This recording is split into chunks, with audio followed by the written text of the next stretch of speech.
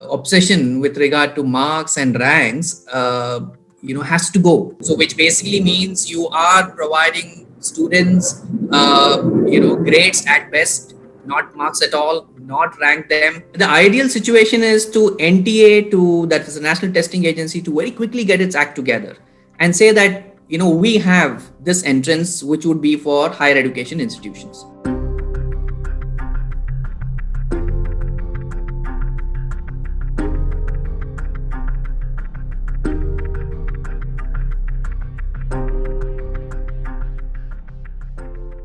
I think this is the right time to, in fact, change many things that we've been doing with regard to our assessments. And one of the things clearly is the marking scheme.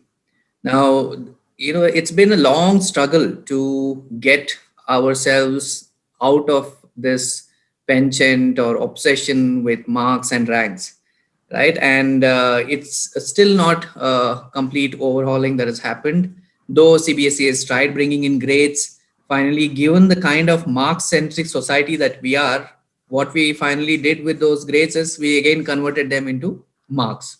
Yeah. And so this whole obsession with regard to marks and ranks has to go. So they will have to really come out with something which is very generic, unlike what they have been doing so far. So which basically means you are providing students grades at best, not marks at all, not rank them. So of course it's going to leave universities such as DU high and dry, because they can't go with their ridiculous 99% cutoffs and stuff like that. So then the question, of course, that is a follow-up question in terms of how you then go about looking at it. It's going to be not very easy this time in terms of even grading, because the reality that we all should accept is that there has hardly been any worthwhile schooling that has happened over the last 1.5 years. We don't know what happened over the last 1.5 years, right, in terms of learning, because as I said, many students just didn't get anything. I mean, distance learning was a sham, right?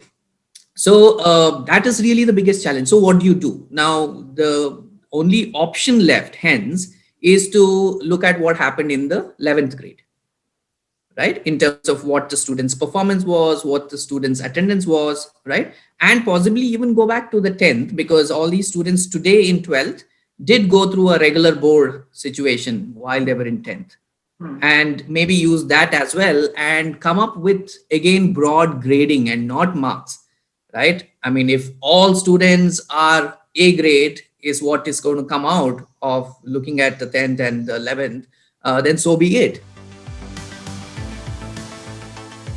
This year, I'm concerned because, it could very well land up that every university have or come up with their own entrance exams, right?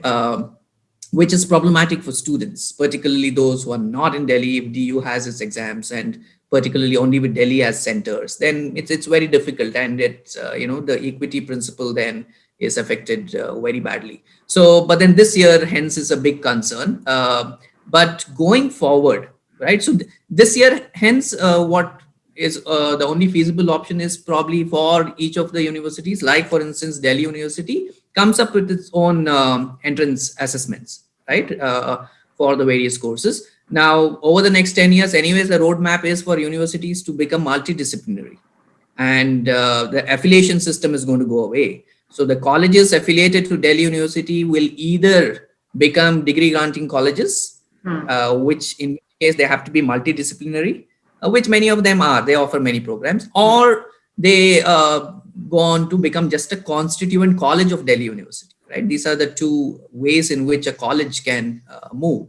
So one way of going about the current year is for Delhi University to say that, well, that's the roadmap. So let's take some hard decisions today, and let's allow colleges to create their entrance criteria. Now, again, problematic, because the number of colleges that one student will have to apply, and then the number of colleges that they may have to write an entrance for, right? It's just almost let's say impractical, or it's too much of a burden for a student. The ideal situation is to NTA, to that is the National Testing Agency, to very quickly get its act together and say that, we have this entrance which would be for higher education institutions.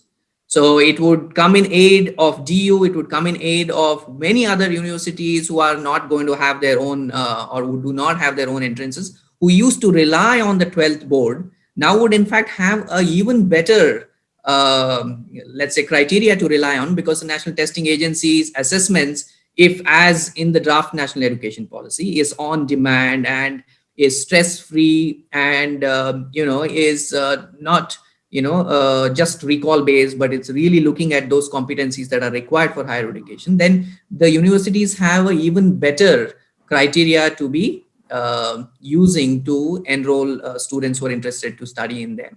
So that, I think, is the ideal situation to National Testing Agency to really come up very quickly with an assessment. Now, the question with regard to what you do when the pandemic continues, and wouldn't it disadvantage those?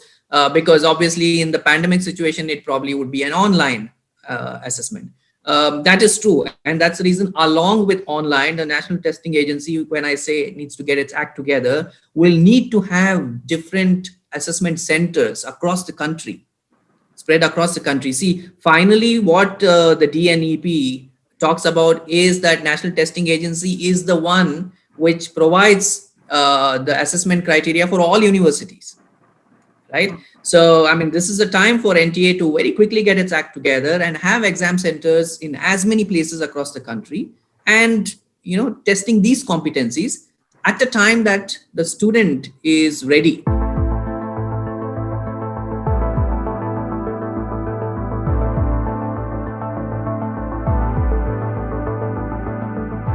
I would say it's on the contrary.